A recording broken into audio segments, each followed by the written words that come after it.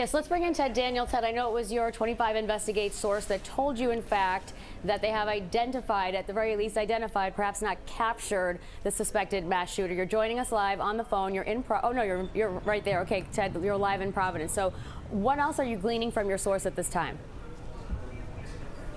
Well, my understanding is the identification was made sometime yesterday evening or last night. And obviously, authorities did not want to get that information out there immediately due to the fact that they wanted to be able to hunt this guy and define this person. But my source is telling me that an identification of the person suspected to be the Brown shooter has been made, and they are actively trying to find that person. As you said, there is a news conference that's expected in less than an hour, and we're hoping at that time that authorities do feel comfortable releasing whatever images or information they have about this person. As I reported yesterday, the last several sort of big manhunts that we've had, the Charlie Kirk shooter, Luigi Mangione, those have all involved the public identifying a picture of somebody and then phoning it in to law enforcement. And as the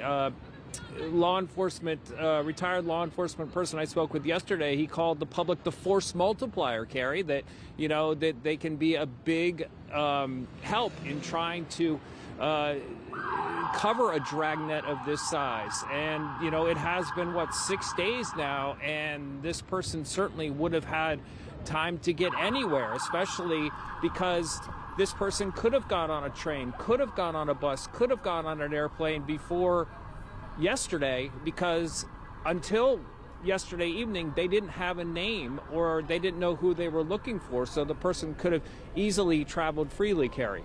So, Ted, just really quickly for our viewers, we've been saying we're expecting this update at 4 o'clock. We are just learning now that that has been postponed. I don't know, Aaron, my producer, did they give us another time or just postponed for now? Postponed for now. We do not have another time yet. So, Ted, I'm curious if your sources had any information on whether they will, in fact, put out a picture, put out an identification when they do update us. It's curious now that this has been postponed. That could mean any number of things. But like you said, is it not in their best interest at this point to get more eyeballs on this person? Yeah, and I the word has been out since I think about, two. I think the first reporting came out that the shooter or the suspected shooter had been identified. But I think if you don't find someone within this, sort of 18-hour window, Carrie, then you have to think that, okay, we got to get the image out. We got to share what we know so we can get the public involved. But I'm not sure. That's interesting that they decided to delay this news conference, and that, the first one, this was scheduled, I think, yesterday to happen at 4, and the fact that this is the first one, to my understanding, that is getting delayed, you have to wonder right now they're probably sitting together trying to decide, hey, how do we tackle this? How do we deal with this? We know that this is out there. We know who this guy is. How are we going to move forward, Carrie?